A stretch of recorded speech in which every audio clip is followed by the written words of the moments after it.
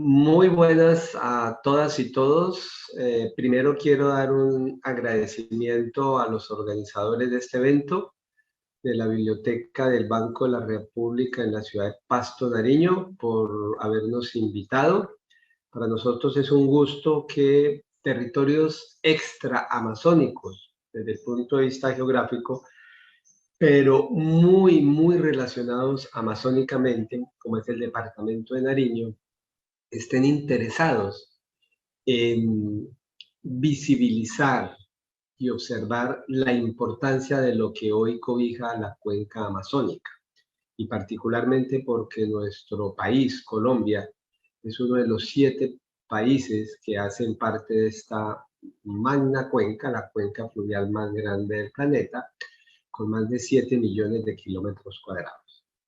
Me han invitado a dictar una charla sobre la importancia de los ríos amazónicos y muy especialmente a una connotación que es las conexiones andino-amazónicas, y con gusto voy a dictar una charla que espero les guste, que espero sea entendida para todo público. Así la he construido, la he organizado, sin perder el rigor científico que debe tenerse en ese aspecto.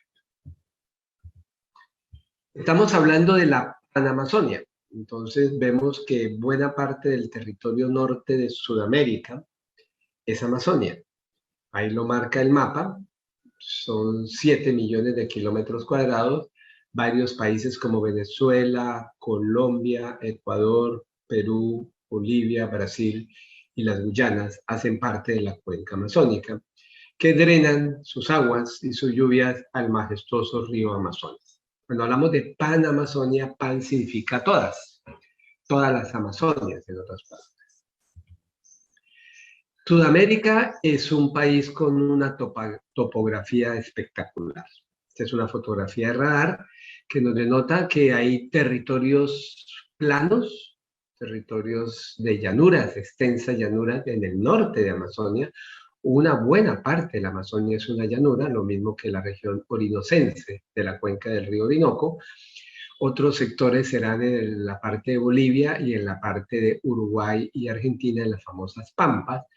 Pero tenemos algunas estructuras montañosas, algunas pequeñas, no de tal magnitud como los Andes, en la parte oriental del continente, y por supuesto la gran y majestuosa cordillera de los Andes en el flanco occidental del continente sudamericano.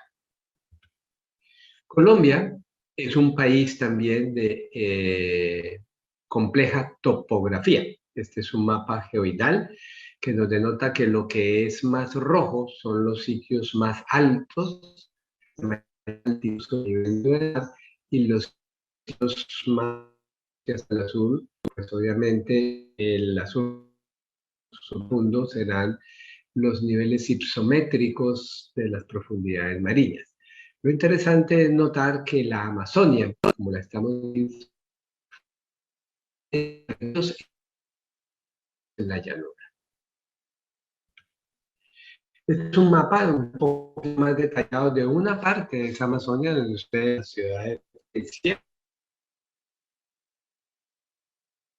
Quiere decir que hay una gran montaña, hay una cordillera andina amazónica, hay unas elevaciones menores andino-amazónicas y una llanura amazónica. Eso serían, digamos, las 3 consideraciones topográficas más importantes a tener en cuenta en esta charla. Quiero entrar primero a hablar sobre el clima, o hablar de las condiciones atmosféricas que prevalecen por ubicados cerca o sobre la región ecuatorial, sobre la línea ecuatorial. Tenemos que hablar de las condiciones reinantes, que son el factor relacionado con las estaciones térmicas que ocurren en otras latitudes. Entonces, en otras latitudes, no en Colombia ni en países de la región ecuatorial, ocurren las estaciones térmicas en invierno primavera, verano y otoño. Aquí no existe eso. El utilizar el invierno como un sinónimo de lluvia es un error. No hay invierno acá. El utilizar el verano como un sinónimo de sequía es un error. Estos procesos de cambios fuertes en la temperatura de un territorio, producto de esa inclinación que ven ustedes ahí del planeta, 23 grados sobre el plano de la eclíptica, hacen que algunas veces el hemisferio norte esté más cerca del Sol. Si es así, ese hemisferio estará en verano y 6 meses después ese hemisferio estará más lejos del Sol e implicará que está en invierno. Pero allá, en esas zonas templadas y particularmente en lo que ustedes conocieron desde primaria y bachillerato, las líneas imaginarias del trópico de Cáncer y Capricornio, salen los vientos que mueven las masas de nube del Ecuador, encima de Colombia. Por eso teníamos que hablar de territorios tan alejados que al final nos están afectando. Nosotros somos ecuatoriales, no somos tropicales. Ecuatoriales van más o menos sur sobre la línea del Ecuador.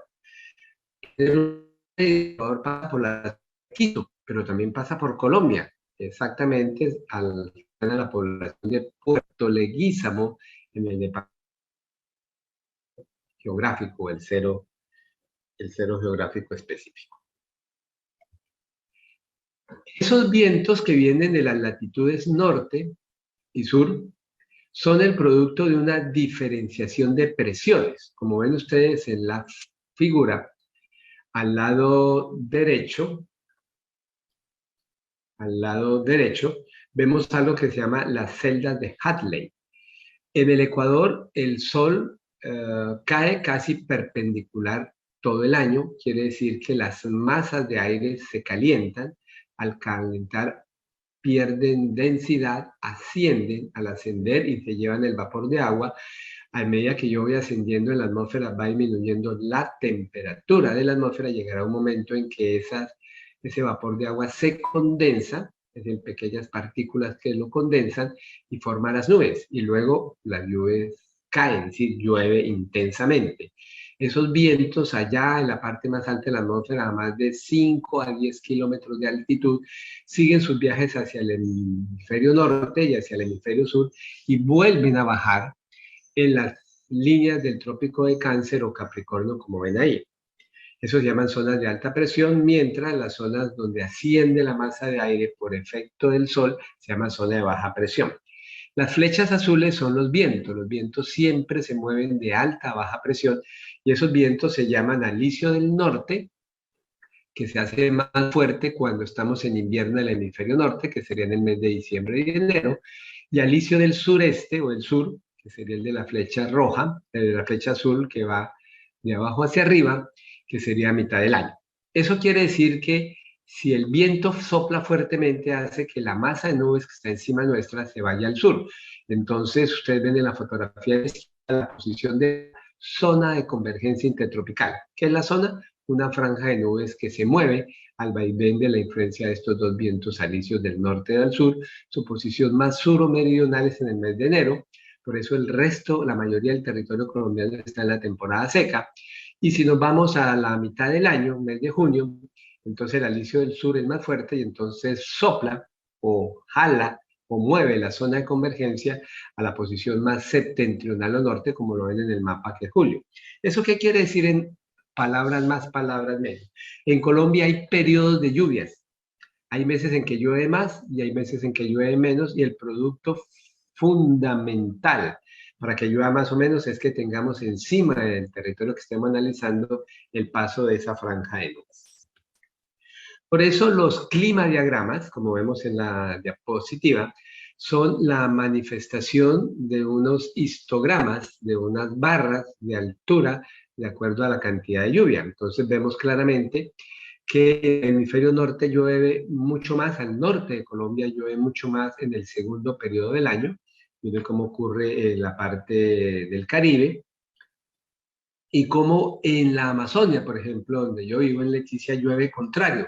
Cuando llueve más en el Caribe, llueve menos en Amazonia. ¿Por qué? Por la diapositiva pasada que la franja de nubes o está ubicada al norte o está ubicada al sur. Y en algunos lugares de Colombia interandinos, más que todo dentro de los mismos Andes, ciudades de diferente tamaño, diferentes sitios, llueve 2 veces al año. Quiere decir que la zona de convergencia pasa 2 veces, una vez cuando asciende hacia el norte y otra vez cuando desciende hacia el sur. Eso lo podemos dilucidar en este mapa, perfectamente se observa cómo tenemos que todas las zonas rojas son unimodales. ¿Qué es unimodal? Que hay un gran periodo de lluvia con un gran periodo de sequía. Y las zonas de clima bimodal, particularmente no clima, sino de precipitación o de lluvias bimodales, ocurren específicamente por el paso doble de la zona de convergencia intertropical. Aquí vemos los climadiagramas que tenemos en algunas de las ciudades que nos son de interés para esta charla. En Pasto, donde están ustedes, o de los estudiantes, estudiantes, profesores y personas interesadas, pues es un clima bimodal, recuerde que es interandino. En cambio, Mocoa, que es una ciudad que está en que lo llamamos el piedemonte amazónico, tiene un clima bimonomodal. Y Leticia, donde vivo yo, también tiene un clima monomodal. El segundo aspecto que queremos tocar, ya que estamos hablando de ríos, tiene que ver con la hidrología. Y aquí tenemos que hablar del concepto de cuenca. La cuenca es el territorio que recibe el agua, que cae de la lluvia, de la precipitación y que drena por pendiente hacia un punto específico. Entonces, una cuenca, como lo ven en alguna de las diapositivas, es ese territorio donde hay una escorrentía superficial, un movimiento por pendiente del agua que llega hacia un fin común, hacia un río. Pues normalmente el río más grande se le da el nombre de cuenca. Cuando estoy unido a dos cuencas, entonces es una divisoria de aguas. Por ejemplo, para ustedes que les comentaba que aunque no son amazónicos, los de Pasto, Nariño sí tiene territorio dentro de la Amazonía colombiana. Ustedes cuando suben de la ciudad de Pasto y van a ir al Encano, al lago de la Cocha, tienen que pasar una divisoria de aguas. Las aguas que drenan de la ciudad de Pasto van hacia el Océano Pacífico y las aguas que drenan en esta divisoria de aguas van hacia el lago Guamués, a donde nace el río Guamués, y el río Guamués afluente del Putumayo, por eso sería la divisoria de aguas. Por eso uno tiene que estar hablando de diferentes tamaños de la cuenca. Puedo hablar de una cuenca grande, la cuenca del Amazonas, puedo hablar de una microcuenca y puedo hablar de una subcuenca, dependiendo de la magnitud de la escala que quiero conversar. Para poder tener un poco más de idea, entonces estamos hablando que cuando nos referimos a los Andes colombianos, estamos hablando de dos tramos. El tramo de la cordillera, que supera los 1.500 metros y pueden llegar hasta más de 3.000 metros, por ejemplo, en el sector de Nariño y Putumayo, y el sector del Piedemonte, que es la última parte de la montaña de los Andes que va a llegar lenta y pausadamente a la llanura amazónica, donde se ubican, por ejemplo, algunas ciudades importantes como Mocoa, que la veremos más adelante, y Florencia, que hemos hecho varios estudios al respecto. Y la llanura amazónica sería el resto del territorio. Estos sistemas, porque los vamos a utilizar con frecuencia en la presentación. El río Hacha y el río Mulato estarían en el piedemonte amazónico y la quebrada Yaguarcaca y el río Amazonas cerca de Leticia estaría en un territorio que lo llamaríamos la cuenca media del Amazonas. No alcanzaría a ser toda la cuenca baja del Amazonas. De Leticia a su área de drenaje del Océano Atlántico faltan más de 3.000 kilómetros de viaje. Las cuencas son ordenadas. Esto es un orden que han hecho algunos autores que dependiendo del cauce, del tamaño del cauce, se ponen de orden 1, 2 de orden 1 se unen en forma de orden 2, 2 de orden 2 se unen en forma el 3, el 4 y así sucesivamente. Entonces, algunas de las cuencas que vamos a ver en Mocoa y Florencia son de pequeño orden, entonces son ríos más pequeños. Mientras en Leticia ya podemos estar hablando de un orden 10 o más del río Amazonas que puede llegar a 14 o 15, que sería el orden mayor que se encuentra en el planeta. Aquí vemos los detalles de la primera cuenca que vamos a estudiar con más detalle. Esta está a la altura de Florencia. Recuerden que estamos hablando del Piemonte Amazónico y podemos subdividir su cuenca. Es una cuenca que podemos dividir en la parte alta, en la parte media y la parte baja. Expresamente, el casco urbano de Florencia se encuentra en la parte baja. Como ven, las precipitaciones son monomodales. Como hemos dicho, hay un gran periodo de lluvia con un periodo de menos lluvia y se ve la expansión de la cobertura del cauce permanente del nivel máximo histórico que puede tener el río Hacha. Como se dan cuenta, puede inundar algunos territorios hoy construidos de su ronda hídrica. En el segundo caso, que es el río Mulato en Mocoa, que también tuvimos la oportunidad de estudiarlo, es un río que drena, una pequeña cuenca que drena al río que está ahí, es el río Mocoa, y luego drena al río Caquetá, que luego llega al río Amazonas, pero ya en territorio brasilero. También vemos la magnitud del efecto de la lluvia y magnitud del efecto de los cambios de caudal y niveles del río, que obviamente está completamente introducido dentro de la malla de infraestructura de la ciudad de Mocoa.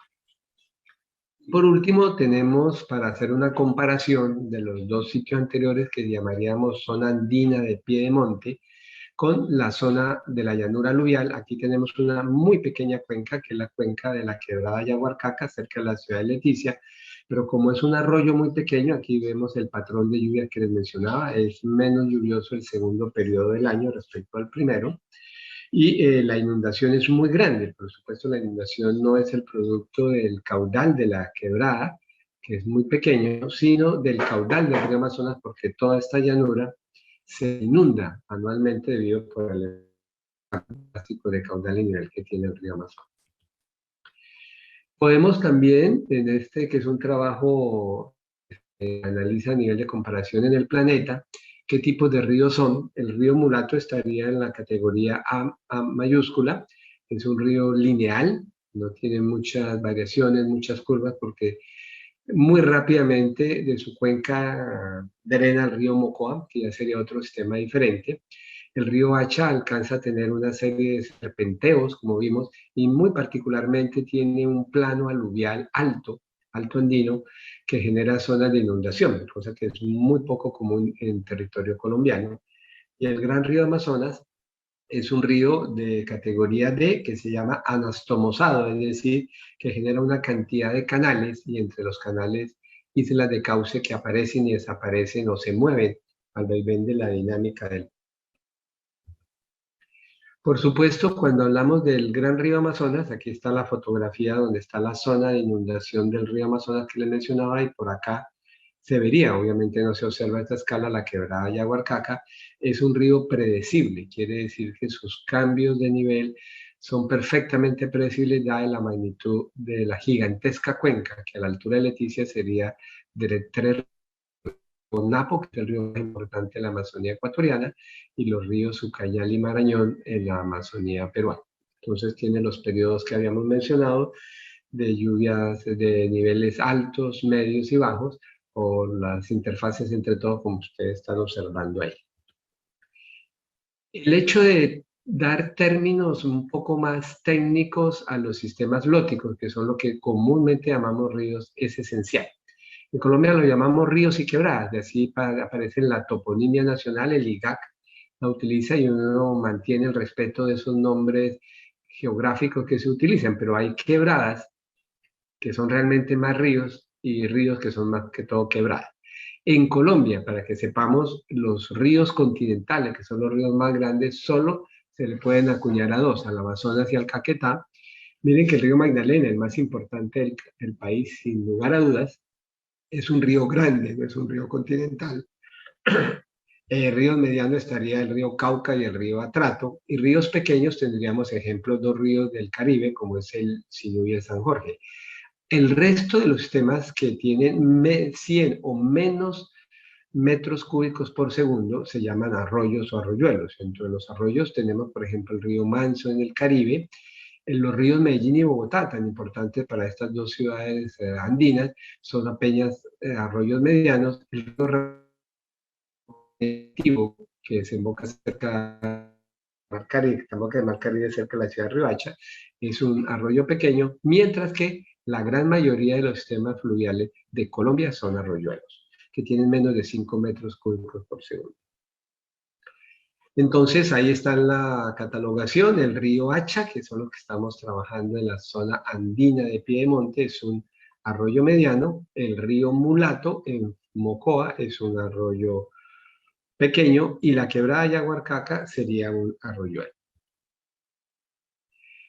Las condiciones hidrométricas de los ríos y obviamente de las lluvias regionales y locales cambian. Tenemos un fenómeno global que aparece indistintamente en ciertos periodos interanuales que ustedes conocen muy bien, que son los fenómenos del Niño y la Niña. El fenómeno del Niño genera disminuciones en el promedio de las lluvias en todo el territorio nacional, o digamos en el norte de Sudamérica, y el fenómeno de la Niña lo contrario. En las fotografías que ven al lado se observa que hay una alteración en la amplitud. Lo que es en azul es los incrementos de caudales de algunos ríos, y en rojo las disminuciones de caudal del Niño. Lo importante es que no cambia la fase, no cambia el patrón hidrométrico anual de Colombia, no cambia la magnitud de cambio de los niveles más altos o más bajos. El otro aspecto que es fundamental para comprender la Amazonia y para responder un poco a la pregunta de la relación Andes-Amazonia, tiene que ver con la geología reinante, pero para poder entender un poco la geología es un proceso de largo aliento que se sale del entendimiento humano, la mente humana, de entender cuánto ha durado el planeta, hace cuánto apareció el planeta, y cómo han existido los procesos y en qué velocidad ocurren los procesos geológicos. Por eso este señor Carl Sagan, premio Pulitzer de hace muchos años, en un libro, Los Dragones del Edén, publicó un capítulo que se llamaba El Calendario Cósmico. Y hizo algo muy interesante y simple, pero muy interesante y novedoso, que es comparar la historia del planeta. El planeta tiene 4.500 millones de años con el calendario que nosotros conocemos. Nosotros sabemos cuántos días tiene un año, cuántos meses tiene un año, cuántas horas tiene un día, cuántos minutos tiene un segundo, y así sucesivamente. Entonces, en la tabla inferior ven ustedes las relaciones. Un segundo del calendario cósmico son 500 años, y lo que les voy a relatar ocurre en medio mes, es decir, solo en el mes de diciembre. Después del 15 de diciembre del calendario cósmico ocurre lo que les voy a relatar de los cambios geológicos que han ocurrido en la Amazonia.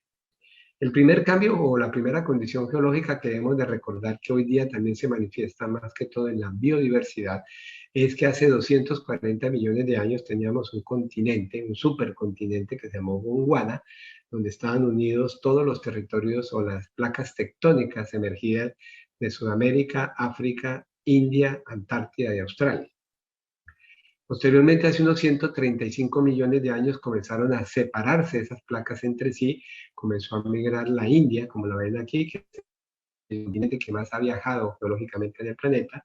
Se mantenía la Antártida y Australia ubicada. Miren que la Antártida está en una posición muy más templados, fríos, así que vegetación, tuvo fauna que hoy día ya no tiene, porque se ubicó en una posición muy meridional y se convirtió en un continente helado, como ustedes conocen. 65 millones de años ya se había separado África de Sudamérica y la India seguía su viaje. Y lo que puede ser hace 20 millones de años, en ese periplo, el océano, el mar Caribe, el océano, el mar había entrado a buena parte del norte de Sudamérica. Entonces hoy día tenemos relictos de la presencia marina en nuestros territorios amazónicos y orinocenses. Si ustedes denotan los sitios de mayor explotación petrolera ocurren en el andino, la parte de la llanura amazónica y orinocense. Entonces es un fiel recordatorio de esas condiciones que ocurrieron hace 20 millones de años. Hace 10 millones de años teníamos en la Amazonia un gran humedal, el humedal de Acre, y se comenzaba a notar ahí en rojo cómo comenzó a emerger los Andes. Los Andes no existían hace unos 40, 50 millones de años, que comenzaron apenas emerger, a aparecer, digamos, en el panorama topográfico del territorio sudamericano desde entonces. Hace 7 a 2.5 millones de años ya se observa perfectamente la construcción de los Andes que hoy conocemos y comienzan a vislumbrarse la cordillera oriental. Todavía el territorio donde ustedes se encuentran en Pasto no había hecho su emersión completa, entonces todavía no podíamos observar ese detalle. Y hace 2.5 millones de años ya se observa con mayor detalle la construcción de los 3 ramales, la cordillera oriental, que es un poco más reciente, la cordillera central, la más antigua, y la cordillera occidental. Para lo que es la línea de tiempo de hoy día. Ustedes ya conocen que es cualquier mapamundo de lo que ustedes conocen, la ubicación espacial de los diferentes continentes. Esto ha hecho que en la Amazonia existen ríos de colores, y así se ha catalogado ya Alexander von Humboldt, un gran naturalista alemán del siglo XIX, visitó estos territorios y habló de los ríos de colores, solo que hasta la mitad de la década del siglo XX, un investigador alemán, Harald Sjöll, le dio una impronta con nombre propio y con explicación geográfica propia a los ríos de colores. Aquí tenemos una fotografía que es muy común de encontrar en la internet, que es el encuentro de las aguas de los 2 ríos más grandes de la Amazonia. El río de abajo es el río Solimoes, así se llama para los brasileros, que es el mismo río Amazonas que pasa por Leticia, que es de agua blanca. La agua blanca viene de los Andes. Y el río Negro sería el río superior, que es nuestro río Baupés, que nace en Colombia. En Colombia entonces tenemos diferentes tipos, un poco más compleja la geología del país. Los sitios más cercanos a Leticia que tuvieron mayor influencia marina y que tienen mayor influencia hoy día de los Andes, de las aguas andinas, se llaman ríos de aguas blancas tipo 1, como lo ven aquí en una fotografía cerca a la población de Puerto Nariño, 80 kilómetros arriba de Leticia, y el río de agua negra, como es el río Loreto-Yaco. Un río de aguas blancas que, aunque nace en los Andes, pierde un poco su identidad después de que sale de los Andes, es el río Caquetá, que lo veríamos en la segunda fotografía, que se encuentra con el río Apoporis, que sería el río de agua negra más grande de nuestra Amazonía colombiana, que nace en el Serranía Chiribiquete, al sur del departamento del Guaviare. Y un nuevo tipo de aguas, digamos de colores, que fueron acuñados por unos investigadores del CINCHE en el 2015, que llaman aguas transparentes del Piemonte. Muchos de los ríos cordilleranos son transparentes. Se vuelven turbios es porque hay lluvias locales, pero su identidad es que son aguas transparentes, como es el río Hacha y el río Mulato, que seguiremos observando más adelante. El quinto punto que quiero tocar es el tema de los bosques. Aunque estamos hablando de agua, de la relación de los ríos Andes y Amazonia, pues se preguntarán por qué los bosques. Pues porque la Amazonia es un todo, es un ecosistema único. La fotografía a la izquierda denota que es una gran masa boscosa, de las masas boscosas más grandes del planeta. Recuerden que estamos hablando de cerca de 7 millones de kilómetros cuadrados. Obviamente ya hay una transformación severa de un porcentaje importante de los bosques amazónicos de todos los países que hacen parte de la cuenca por problemas de deforestación. Pero los bosques tienen muchísima importancia como soportan buena parte de la biodiversidad continental, más del 70%. Son, como ustedes lo han escuchado frecuentemente y ahora lo volvieron a tocar en todas las redes sociales por la nueva cumbre que está ocurriendo en este momento en Glasgow, en el Reino Unido, sobre cambio climático, que son excelentes capturadores de carbono que hay en la atmósfera, que al final de cuentas parece ser uno de los causantes del incremento de la temperatura del planeta.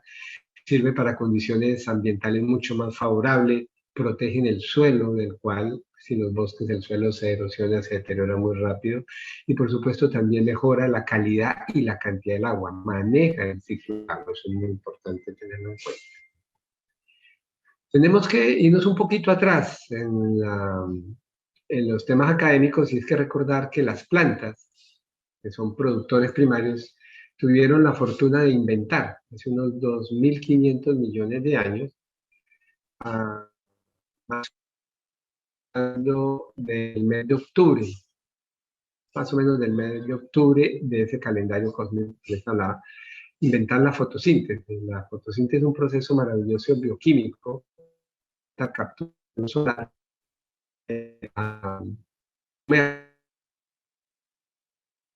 la lleva hasta las hojas y por una serie de mecanismos bioquímicos el carbono lo fija, lo reduce de tal manera que genera compuestos orgánicos,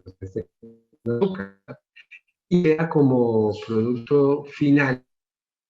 Quiere decir que hace 2.500 millones de años microorganismos que hacían fotosíntesis, hoy algas y cianobacterias de los océanos todavía presentes, han liberado el oxígeno que hoy día tenemos en el planeta.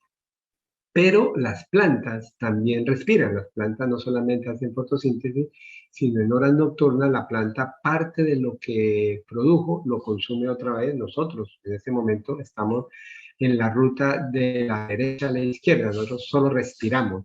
Las plantas producen y respiran a la vez. Entonces, muy para ese proceso. Pero cuando hace el proceso de capturar el CO2, lo captura a través de unos pequeños poros en las, recuerden, se llaman los estomas.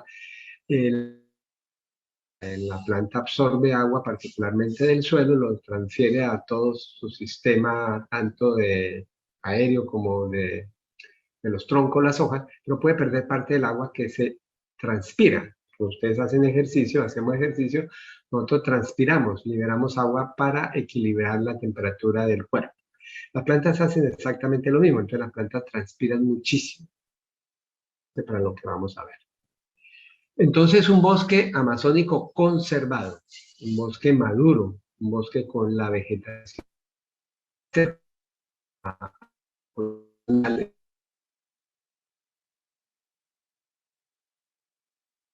los arbustos, árboles de pequeño, mediano y gran porte, tienen un proceso de evapotranspiración impresionante, como lo vemos en la diapositiva. Entonces aportan al final de todo el proceso fotosintético, capturan el CO2, es cierto, pero liberan grandes cantidades de agua a la atmósfera. Eso se llama proceso de evapotranspiración. Evaporación es un proceso simplemente físico, que el agua se calienta y se evapora directamente por efecto de la temperatura solar.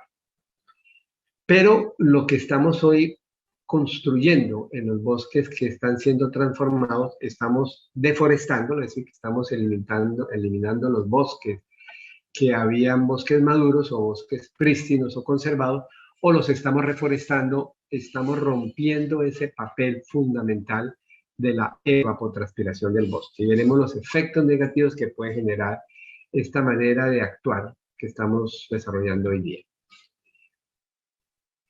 Se tienen datos científicos recientes muy certeros de la importancia del bosque, y este es significativo, por eso lo incluyo en esta diapositiva, donde menciono que un solo árbol maduro en la Amazonia, miren eso, puede evapotranspirar más de 1.000 litros de vapor de agua a la atmósfera amazónica.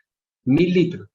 Se estiman más de 20 billones de árboles, contados, de árboles de gran tamaño que existen en lo que hoy día todavía es la cuenca amazónica conservada.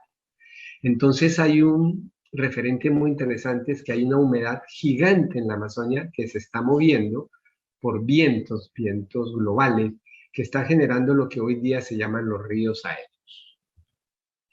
Esta es una teoría extraordinaria que construyeron dos científicos rusos, Anastasia Makereva y Víctor Koshnov, en el 2006, que indicó que los grandes bosques de la Siberia, o de la antigua Unión Soviética con parte de China, y el bosque amazónico son los bosques más importantes para el manejo de la humedad planetaria.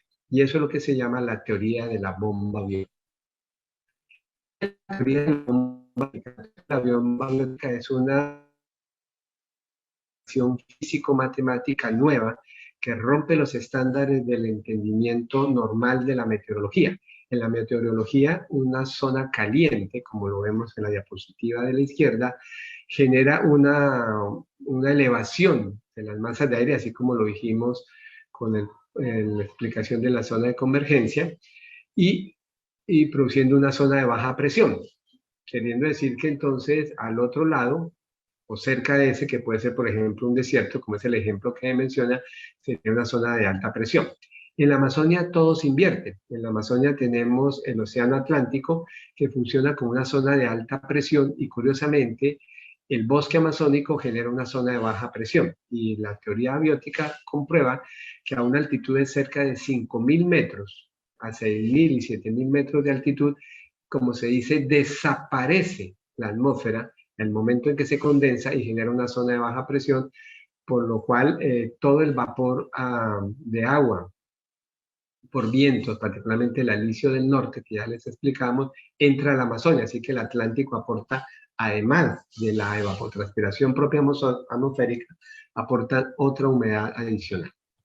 Por eso ya no podemos hablar que el río Amazonas es el río más grande del planeta. El río Amazonas es el río más grande sobre los continentes, cerca de 17.000 kilómetros de longitud y cerca de 209.000 metros cúbicos por segundo. Pero el río más grande sudamericano, ya comprobado, que fue el cálculo que hice, es que el río suramericano tendría más de 8.500 kilómetros en longitud porque alcanza a afectar la humedad del Amazonas, puede llegar inclusive hasta territorio patagónico en Chile y Argentina, y, una cantidad exagerada, pero real y significativa, de 231 millones de metros cúbicos por segundo. Eso nos lleva a la pregunta de esta charla. ¿Cuál es la relación entre los Andes y la Baja Amazonia?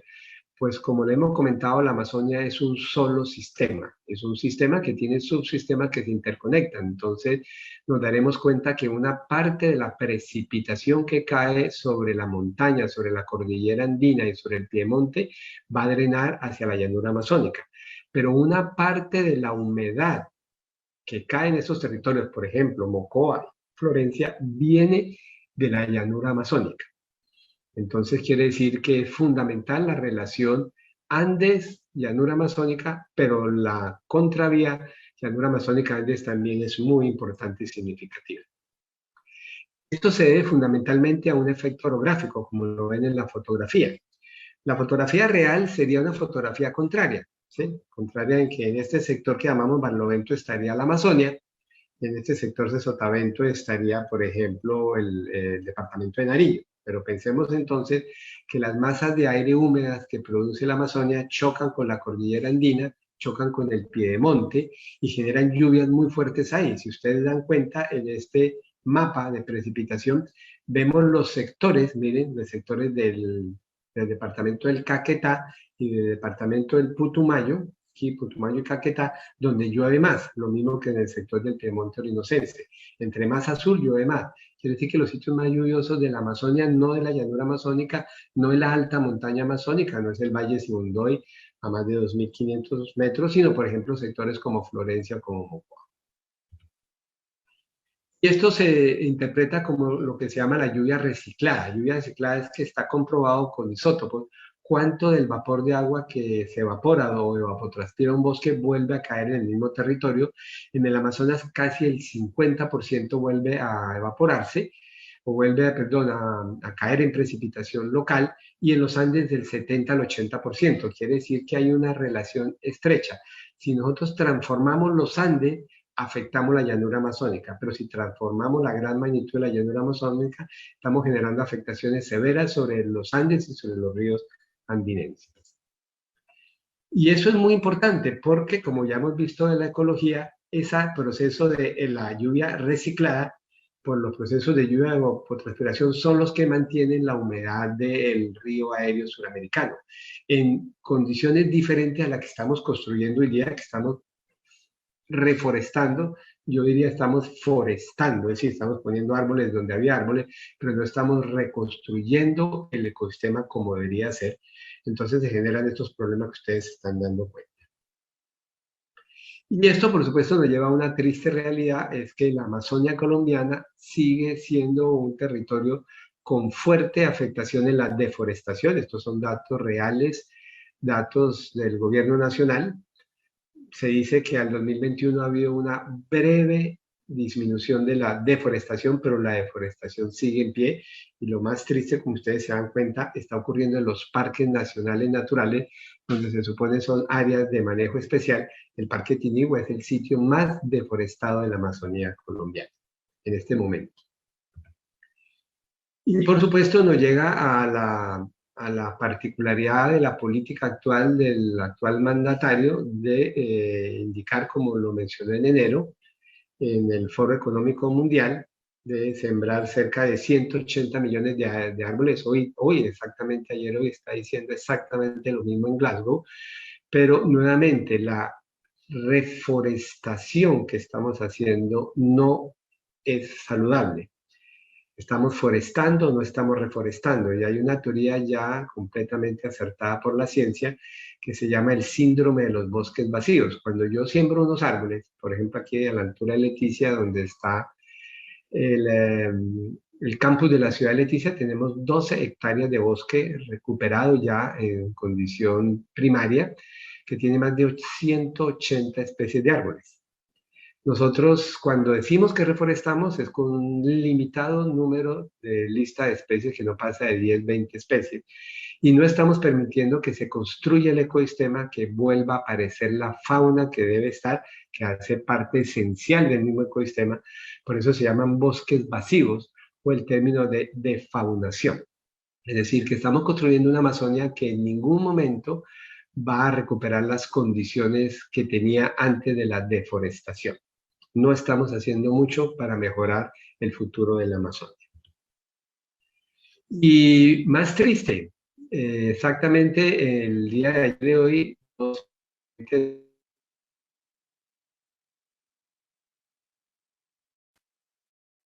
les mencionaba que una de las noticias más recientes, inclusive, que están ocurriendo en este momento en la cumbre COP26 en Glasgow del Reino Unido, es una política común, supuestamente, de los gobiernos, de algunos de los gobiernos amazónicos, en especial del gobierno actual de Colombia y del gobierno actual del Brasil, donde se menciona que van a haber algunos acuerdos o unas posiciones conjuntas, pero le queda a uno la enorme duda de cuál es el acuerdo cuando ustedes se están dando cuenta que Brasil sigue siendo el primero en degradación y deforestación de la cuenca amazónica, de su cuenca amazónica, y Colombia, como lo dije antes, aunque las estadísticas más recientes dicen que hay una leve disminución de la deforestación sigue ocurriendo en varios sectores de la Amazonia colombiana, particularmente el territorio del departamento del Guaviare. Todo lo que está cercano a los piedemontes todavía está siendo afectado, como es de Caquetá y Putumayo.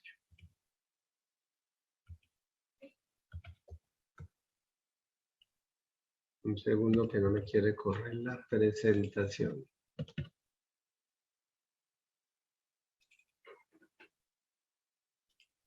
Listo. Entonces, una inquietud que dejo en el auditorio, disculpen, que dejo en el auditorio, obviamente es que para lograr una verdadera reforestación, una restauración o recuperación del bosque amazónico, debemos garantizar que la reforestación sea completa. Porque como ustedes ya se han dado cuenta de esta charla, el bosque amazónico tiene una lista enorme de servicios ecosistémicos que presta, no solamente para los pobladores que vivimos acá, sino para todo el continente y buena parte del planeta. Por eso realmente la política más fuerte que debería existir desde hace mucho tiempo es cero deforestación. Hoy ya se está hablando de una fecha en las próximas décadas de cero deforestación en Colombia, en la Amazonia, pero creo que va a ser ya muy tarde llegar a ese nivel cuando ya los ecosistemas boscosos de Colombia han sido tan transformados y alterados.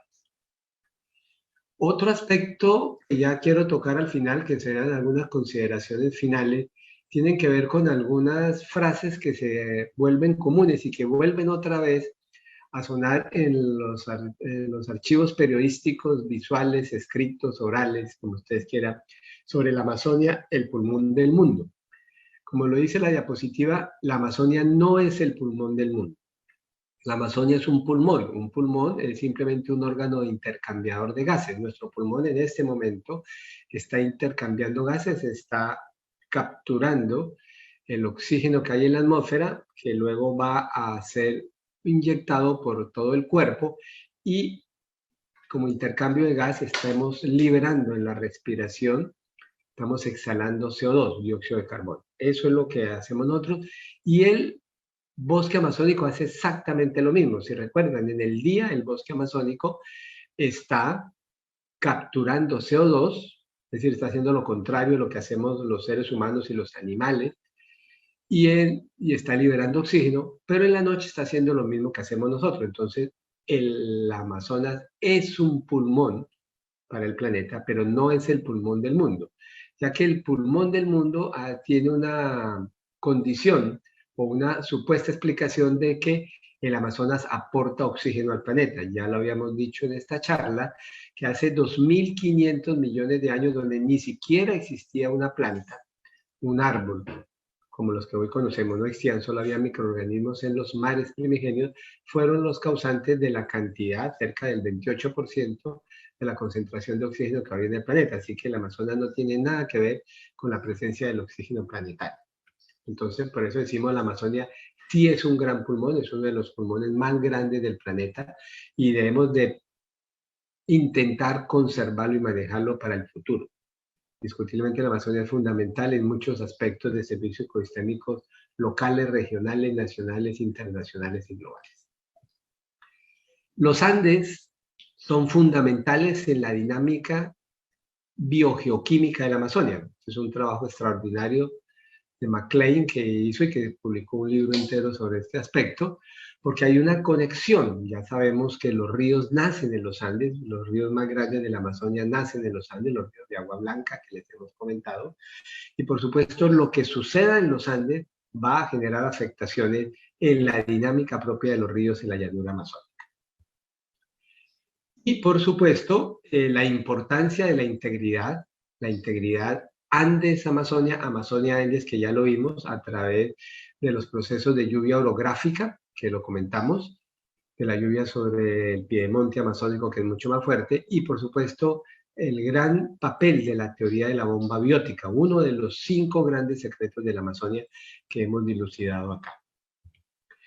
Pero vale la pena, ya como referente final, invitarlos a buscar en la internet, en YouTube, a este destacadísimo investigador brasilero, Antonio Nobre, que desarrolló 5 pequeños videos explicativos, muy didácticos y pedagógicos, de los 5, dentro de los muchos, 5 grandes secretos del Amazonia. Básicamente habló de los chorros verticales, que es lo que ustedes conocen. El agua está en el suelo, los árboles drenan y capturan el agua del suelo y lo transportan a las partes superiores del árbol, en las hojas.